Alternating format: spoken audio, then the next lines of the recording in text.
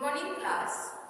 आज हम हिंदी लिटरेचर का चैप्टर नंबर 9 नया अभियान, ये कविता है जिसको आलोक गुप्ता जी ने लिखा। आलोक गुप्ता जी ने इस कविता के माध्यम से हमको ये सिखाया है कि जब से ये ग्लोबल युग आया है उससे पहले हमारे पशु पक्षी कितने आजाद और कितने निर्भय होकर विचरण करते थे, लेकिन ग्लोबल युग आने पर ये अधिकतर इनकी प्रजातियां खत्म सी हो गई हैं और जो कुछ बची भी हैं वो सहमी डरी सी अपना जीवन व्यतीत करती हैं। इस कविता में उन्होंने कहा है, कवि ने बताया है कि कवि के घर के पिछले हिस्से में एक काली चिड़िया बहुत वर्षों बाद आई जिसने घोंसला बनाया था। तो उसको देख करके कवि क्या बातें करते हैं, क्या अपना बदलता हुआ स्वरूप बताते हैं, वो उन्होंने बोला है कि पहले गौरैया जो छोटी स्पैरो जो होती है उसको बोलते हैं। तो पहले तो जो गौरैया थी वो बिना झिझक बिना किसी डर के पूरे घर में विचरण करती थी और अगर हम कभी एकांत चाहते थे तो वहां पर भी आकर के वो अपनी चहचहाट से हमारा ध्यान भंग कर देती थी। लेकिन कई वर्ष बीत गए, ना तो उनको गौरैया की आवाज सुनाई देती है, ना ही उसके चहचहाने की आवाज आती है, ना ही वो हमारे ड्राइंग रूम में आकर हमारे एकांत को भंग करती है। चिड़िया जो गौरैया थी वो जब पहले आते थे, पक्षी जब आते थे तो पूरे घर में अपना हक जैसे जमाते थे, अपना अधिकार दिखाते थे। कभी कभी आज वर्षों बाद एक चिड़िया काली आई है, उसने भी घर के पिछवाड़े में घोंसला बनाया और उसने जो घोंसला बनाया है, पहले की गौरैया घोंसला बनाती थी तो उसके घोंसले में पेड़ की डंडी, टहनी, पत्ती ये सब होता था। लेकिन आज कवि ने देखा कि जो काली चिड़िया है उसके घोंसले में प्लास्टिक है और कुछ कपड़े के टुकड़े हैं, तो उससे उसने घोंसला बनाया है। तो पहले जो गौरैया आती थी घर में वो हर समय गंदगी करती रहती थी, क्योंकि तिनका मुंह में दबाकर लेकर आती थी और नीचे गिर जाता था तो उससे घर में गंदगी होती थी और हर समय चिड़िया की मीट वगैरह दिखाई पड़ती थी। लेकिन आज इस काली चिड़िया ने अपने घर के पिछवाड़े में केवल प्लास्टिक और कपड़ों से घोंसला बनाया है और वो घोंसला बनाने का मतलब है कि सर्जन करना अर्थात निर्माण करना। उस घोंसले में वो अपने बच्चों को नया जीवन देने वाली है, इसलिए पक्षी जो काली चिड़िया है उसने घोंसला बनाया।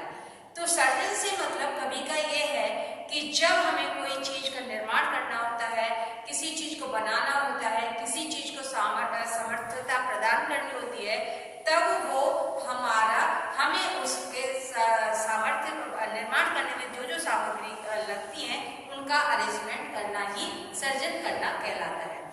कवि बताते हैं कि चिड़िया को दूर ना जाना पड़े, इसलिए वो क्या करते थे कि चिड़िया के घोंसले के आसपास दाने डाल देते थे, लेकिन चिड़िया उन दानों को अनदेखा करके फुर्र से दूर उड़ जाती थी। और क्या देखा कवि ने कि अपने बच्चों का पेट भरने के लिए चिड़िया क्या लेकर आती थी, कीट और पतंगों को अपनी चोंच में दबाकर अपने बच्चों का पेट पालने के लिए लेकर आती थी। पहले जो गौरैया चिड़िया थी उसको लाख रोकते थे कि घर में ना आए क्योंकि गंदगी होती है, लेकिन फिर भी वो चिड़िया अपना आ ही जाती थी और घर में गंदगी और चहचहाट मचाती रहती थी। लेकिन इस काली चिड़िया ने घर के पिछवाड़े में चुपके से अपना घोंसला बनाया और डरती सहमी सी आती थी और डरती सहमी सी वहां से उड़ जाती थी।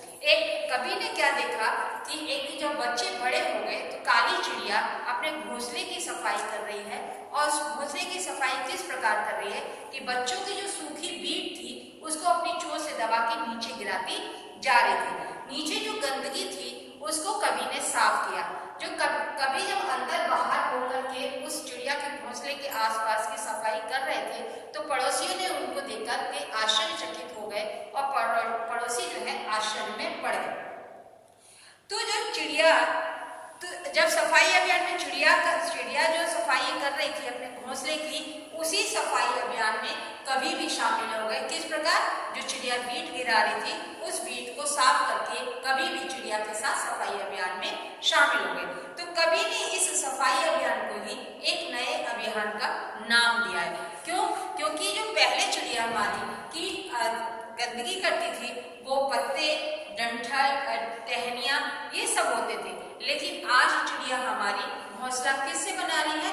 प्लास्टिक और कपड़े से, जिससे ग्लोबल वार्मिंग की वजह से, ग्लोबल युग आने की वजह से चिड़ियों को टहनियों पत्ते तो दिखना मिलना कम हो गए। इसीलिए आज हमारे पक्षी जो है, पक्षियों की जो प्रजातियां हैं वो बहुत से पक्षी हैं जिनको आज हम देख भी नहीं पा रहे हैं, और हमारे आगे आने वाली पीढ़ी शायद उनको पहचाने भी ना कि कौन सा पक्षी है।